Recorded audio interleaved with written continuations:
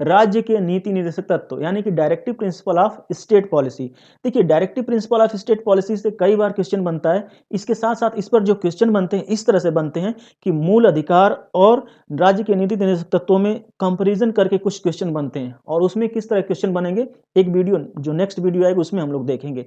यहाँ पर हम केवल और केवल देखेंगे जो भी अनुच्छेद हैं। इसे संविधान के भाग 4 में रखा गया है और इसमें कुल 36 से लेकर के 51 तक अनुच्छेद हैं। उन सभी अनुच्छेदों को अभी के अभी याद करते हैं। चलिए देखते हैं। पहला है जो 36वां अनुच्छेद है राज्य की परिभाषा। राज्य की परिभाषा कई अनुच्छेदों में वर्णन किया गया है। ठीक है, जैसे 12 में भी आपने देखा होगा जब मौलिक अधिकार पढ़ते हैं तो 12 से लेकर के 36 12 से 35 पढ़ते हैं, लेकिन 12 और 13 उसमें कोई उसकी वैल्यू नहीं होती। इसी तरह से यहाँ पे 36 और 37 की कोई ज़्यादा वैल्यू नहीं है। जो मूल रूप से हमारा है 38 से लेकर के 51 तक है। लेकिन इसको बहुत जरूरी है जानना क्योंकि महत्व एवं प्रकृति, इसकी प्रकृति में हम बाद में डिस्कस करेंगे जब मौलिक अधिकार और directive principle of state policy में कंपेयर करके याद करेंगे, देखेंगे तब देखेंगे। चलिए देखिए, राज्य की परिभाषा। किसी ने आपसे कहा है भाई राज्य की परिभाषा क्या है बताना जरा, तो आपने कहा मुझे नहीं पता, मुझे नहीं पता, डायरेक्ट आपने कह दिया मुझे नहीं पता। तो देखिए एम का हो गया 3, यू का कुछ नहीं, एच का, ई का कुछ नहीं, जे का होता है 6, आर्टिकल 36 अनुच्छेद 36 में इसकी बात की जाती है। नेक्स्ट है डीपीएसपी का महत्व एवं प्रकृति। इसका महत्व और प्रकृति से बहुत क्वेश्चन पूछे जाते हैं, कई बार पूछे जाते हैं। जैसे ये जस्टिसिएबल और इन्फोर्सेबल है कि नहीं है। जैसे मूल अधिकार क्या था, जस्टिसिएबल था और इन्फोर्सेबल था कोर्ट में, लेकिन ये है कि नहीं है तो इसके बारे में हम डिस्कस करेंगे जब कंपेयर करके पढ़ेंगे। अभी हम देखते हैं तो डीपीएसपी का महत्व एवं प्रकृति। भाई आप ऐसा जाने की अरे भाई डीपीएसपी के तो बारे में हमें मौका ही नहीं मिला इसको, इसका महत्व और प्रकृति जानने के लिए। क्यों? क्योंकि हम मूल अधिकार ही अभी तक पूरा नहीं जान पाए, ऐसा आप सोचेंगे। तो महत्व और प्रकृति का क्या नहीं मिला आपको, मौका नहीं मिला जानने का। तो एम का 3, ए और यू का कुछ नहीं, ए का कुछ नहीं और के का होगा 7, यानी अनुच्छेद 37 में इसकी बात की जाती है। नेक्स्ट है सामाजिक आर्थिक राजनीतिक न्याय। तो देखिए इसको याद कैसे करेंगे, तो कभी भी किसी तरह की अगर न्याय की आप उम्मीद रखते हैं तो सबसे पहले आपके अंदर भी बड़कपन होना चाहिए, यानी कि माफ करने की क्वालिटी होनी चाहिए। तो इसी तरह से याद रखेंगे कि सामाजिक आर्थिक एवं जब राजनीतिक न्याय चाहिए तो हमें क्या होना चाहिए, माफ करने की क्वालिटी होनी चाहिए, यानी कि माफ करने वाले गुण होने चाहिए। तो देखिए एम का हो गया 3, ए का कुछ नहीं और एफ का होगा 8, यानी कि अनुच्छेद 38। नेक्स्ट है संसाधनों का वितरण। मैंने पूरा नहीं लिखा है, संसाधनों का उचित वितरण, समान कार्य के लिए समान वेतन। तो इस तरह से याद रखेंगे कि संसाधनों का उचित वितरण और समान कार्य के लिए समान वेतन एमपी लोग कभी नहीं देते। आपने देखा होगा जब चुनाव आ जाते हैं तो बीजेपी पार्टी, मैं पार्टी का कोई विरोध नहीं कर रहा किसी पार्टी का, ये लोग क्या करते हैं पैसे दे दे करके, आदमी को पैसे देते हैं, औरतों को पैसे देते हैं। आपने देखा होगा झारखंड में, वेस्ट बंगाल में, यूपी में भी ऐसे ही चलता है कि पैसे दे दे करके बुलाते हैं उनको, लेकिन सबको, आदमी को कुछ और दूसरे पैसे, औरतों को कुछ दूसरा पैसा, पैसों के लिए झगड़ा भी हो जाता है। बहुत सारे इसे न्यूज़ में देखा होगा आपने। हम इस तरह से याद करेंगे कि संसाधनों का उचित वितरण और समान कार्य के लिए समान वेतन एमपी लोग कभी नहीं करते। क्यों? देखिएगा होगा अपने, संसाधनों का भी उचित वितरण नहीं करते हैं, क्या करते हैं, पैसे लेकर घोटाला कर लेते हैं। तो एमपी देखिए एम का हो गया 3 और पी का हो गया 9, यानी कि अनुच्छेद 39 में इसकी बात की जाती है। नेक्स्ट है ग्राम पंचायतों का गठन।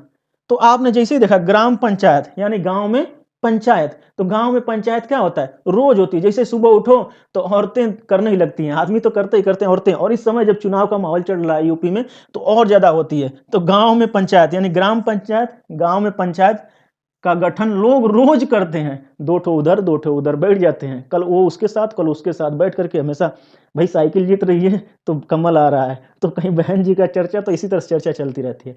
ठीक है, तो रोज देखिए, रोज का क्या होगा, आर का होगा 4, ओ का कुछ नहीं, ई का कुछ नहीं और एस का होगा 0, यानी कि 40। नेक्स्ट है कुछ दशाओं में कार्य शिक्षा और लोक सहायता। कैसे याद करेंगे, देखिए इसी में लिखा हो, इसी में सब कुछ छुपा है। कुछ दशाओं में कार्य शिक्षा और लोक सहायता जब भी कोई लोग करते हैं, कुछ दशाओं में भी अगर करते हैं तो रेट लेते ही लेते हैं, चाहे थोड़ा सा ही लें चाहे ज्यादा लें, लेकिन रेट जरूर लेते हैं। आपने देखा होगा कुछ साल पहले, 2-4 साल पहले, एक बार जब उत्तराखंड में बादल फट गया था तो बहुत सारे ऐसे न्यूज में दिखा रहा था, हमें लगता है कि 2011 की बात होगी, 2011 की या 12 की बात है, जब बादल फटा था तो वहां पे क्या करते थे लोग, कि बेचारे जो बह गए थे, उनका हाथ काट करके उनके हाथ में से घड़ी निकाल लेते थे या फिर ऐसे कुछ निकाल लेते थे, गले में से, अंगुली में से अंगूठी निकाल लेते थे और बहुत सारे ऐसे किसी की सहायता करने के लिए, यानी कुछ दशाओं में, बुरी से बुरी दशाओं में भी सहायता करने के लिए उनसे टैक्स लेते थे। भाई तुम ये दोगे तभी हम तुम्हें यहाँ से यहाँ पार करेंगे। पानी में लोग फँस गए थे। चलिए हम इसको देखते हैं। कुछ दशाओं में कार्य, शिक्षा और लोक सहायता करने के लिए भी लोग क्या लेते हैं? रेट ले लेते हैं। तो देखिए आर का होगा 4, ए का कुछ नहीं, ई का कुछ नहीं और टी का होगा 1, यानी कि अनुच्छेद 41 में इसकी बात की जाती है। नेक्स्ट है मातृत्व सहायता।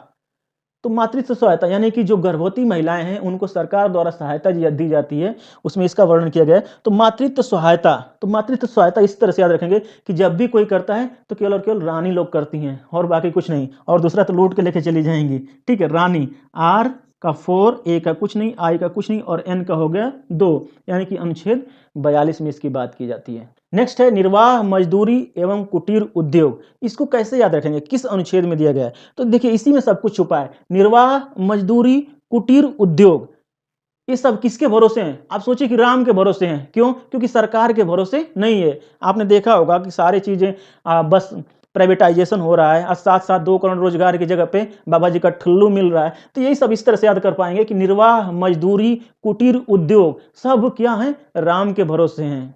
ठीक है। नेक्स्ट है समान नागरिक संहिता। तो समान नागरिक संहिता का मतलब क्या होता है? थोड़ा इसके बारे में सोचिए कि एक्चुअली क्या है कि हमारे देश में जो हमारे पास समान नागरिक संहिता नहीं लागू है। अगर समान नागरिक संहिता लागू हो जाएगी तो रार ही खत्म हो जाएगा। जो आपस में मतभेद हैं, रार होते हैं, रार खत्म हो जाएंगे। तो रार इस तरह से याद रखिएगा। देखिए आर का हो गया 4 और इस आर का हो गया 4, यानी कि अनुच्छेद 44 में पहला आपने देखा था। देखिए यहाँ पे क्या था कि निर्वाह मजदूरी कुटीर उद्योग सब किसके भरोसे हैं? राम के।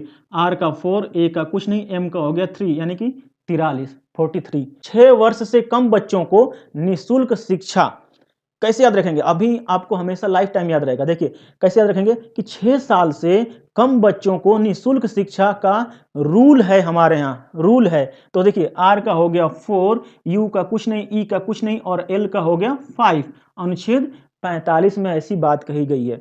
लेकिन अगर मैं यही पूछूं कि 6 साल से और 14 साल के बीच में बच्चों को शिक्षा की बात की जाती है तो किस अनुच्छेद में की जाती है? तो आप बता सकते हैं कि ये भाई ऐसी बात तो हमारे इंडिया में की जाती है। मैंने आपको बताया था इंडिया, INDIA, N का 2, D का 1 और A को A ही रहने दीजिए, 21A में बात की जाती थी।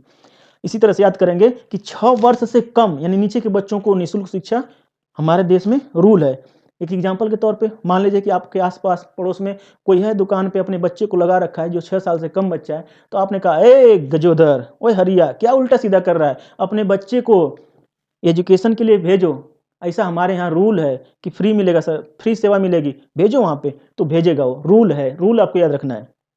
नेक्स्ट है अनुसूचित जाति जनजाति को शिक्षा, आर्थिक हित और सामाजिक न्याय। तो देखिए कभी भी अनुसूचित जाति हो, जनजाति हो या पिछड़े वर्ग के लोग हों, कभी भी उनको न शिक्षा का हक मिलता है, न आर्थिक हित का, न सामाजिक न्याय। एग्जाम्पल के तौर पे आप देखिएगा, जब हाथरस कांड हुआ था तो वहां पर क्या हुआ था कि बच्ची की लाश को रातों रात जला दिया पुलिस वालों ने बाबा जी के कहने पे, और इसके बाद क्या हुआ कि नहीं माने घर वाले, वहां पे और भी पार्टियां भी पहुंची, वहां पे नहीं माने तो ये लोग क्या करने लगे, जो यहाँ पे डीएम एडीएम था उनको जाकर के दबाने लगा, भाई चुप हो जाओ नहीं तो हम यहाँ पे रहेंगे, ये कर देंगे वो कर देंगे, उनको धमकाने लगे। तो इस तरह से याद रखेंगे कि अनुसूचित जाति जनजाति को शिक्षा हो, आर्थिक हित हो या सामाजिक न्याय राग अलापने पर भी नहीं मिलता है। यानी चिल्लाते रहो, चिल्लाते चिल्लाते सिर फोड़ लो, मर जाओ, लेकिन कितना हो आप राग अलापो, आपको इसमें नहीं मिलता आपको न्याय। तो आर का हो गया 4, ए का कुछ नहीं और जी का हो गया 6, अनुच्छेद 46।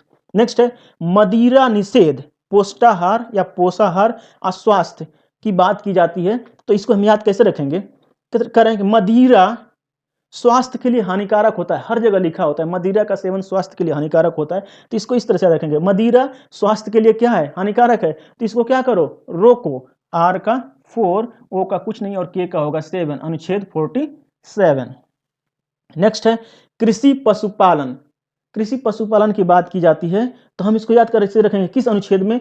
तो आप बस इतना याद रखिए कि कृषि जो है और पशुपालन रबी की फसल पे डिपेंड होता है। सही बात है कि रबी की फसल जो है, जो गंगा किनारे रहते हैं लोग, उनकी तो बच जाती है, लेकिन जो अलग फसलें होती हैं वो बाढ़ से प्रभावित होकर के क्या होती हैं, बह जाती हैं। तो रबी की फसल पर ही कृषि और पशुपालन दोनों रुका होता है, यानी टिका होता है। तो रबी याद रखेंगे, आर का हो गया 4, ए का कुछ नहीं, आई का कुछ नहीं और वी का होगा 8, अनुच्छेद 48। स्मारक संस्थानों का संरक्षण। तो देखिए कैसे याद रखेंगे कि राष्ट्रीय स्मारक और संस्थानों का संरक्षण रब के भरोसे है। क्यों? मोदी जी के भरोसे नहीं है, क्योंकि चौकीदार ही चोर है। तो इस तरह से याद रखेंगे, राष्ट्रीय स्मारक और संस्थानों का संरक्षण रब के भरोसे है। देखिए आर का हो गया 4, ए का कुछ नहीं और बी का हो गया 9, अनुच्छेद 49 में इसकी बात की जाती है। नेक्स्ट है कार्यपालिका का न्यायपालिका से पृथक होना। तो कार्यपालिका जो है न्यायपालिका से पृथक है, इसीलिए लूज है, यानी थोड़ी कमजोर है। नहीं तो क्या करते कि अरे बाप रे, अगर न्यायपालिका भी अगर कार्यपालिका के अंदर में आ जाती, चाहे कोलैबोरेट होकर एक साथ काम करती, तो भाई क्या होता, जो भी वर्तमान सरकार है ये क्या करती, कभी बदलती नहीं, कभी नहीं, हमेशा यही लोग राज्य करते। तो कार्यपालिका न्यायपालिका से पृथक है, इसीलिए क्या है, कार्यपालिका लेजिस्लेटिव काउंसिल, ये सब जो है लूज है। लूज का मतलब देखिए एल का हो गया 5, ओ का कुछ नहीं, एस का होगा 0 और ई का कुछ नहीं, अनुच्छेद 50 में इसकी बात की जाती है। नेक्स्ट है अंतरराष्ट्रीय शांति और सुरक्षा। तो याद कैसे रखेंगे, अंतरराष्ट्रीय शांति और सुरक्षा चाहिए तो लड़ाई करो। ये मैं नहीं कह रहा, ये कौन कहता है, पाकिस्तान कहता है, बार बार कहता है कि परमाणु बम छोड़ देंगे, परमाणु बम छोड़ देंगे। और एक है जो वो जो मोटा सा क्या कहते हैं, जो कहता है कि हाँ वहाँ का नॉर्थ कोरिया का किम जोंग उंग जो पगला है, कहता है कि हमारे टेबल पे ही परमाणु बटन है। वो भी ऐसे लोग कहते हैं कि अंतरराष्ट्रीय शांति और सुरक्षा चाहिए तो लड़ाई करो, यानी परमाणु बम छोड़ो तो लड़ाई करो। लड़ाई आपको याद रखना है। तो देखिए एल का हो गया 5, ए का कुछ नहीं और डी का 1, 51, ए वाई आई का कुछ नहीं होता है। आप देखिए कोड यहाँ पर सब कुछ दिए गए हैं। अगर आपने पहली बार अगर आप इस वीडियो को देख रहे हैं तो यहाँ से कोड से आपको पता चल जाएगा, जो यहाँ पर है कोड वो सही है और जो नहीं इसमें है वो कट जा रहे हैं, देख सकते हैं। या फिर इसके लिए एक वीडियो देख सकते हैं, हाउ टू मेक निमोनिक, वहाँ से आपको वीडियो मिल जाएगी और ये सब समझ जाएंगे कि कैसे कोडिंग हो रही है, कैसे इस तरह से निमोनिक बनाया जा रहा है। चलिए मिलते हैं नेक्स्ट वीडियो में। जय हिंद।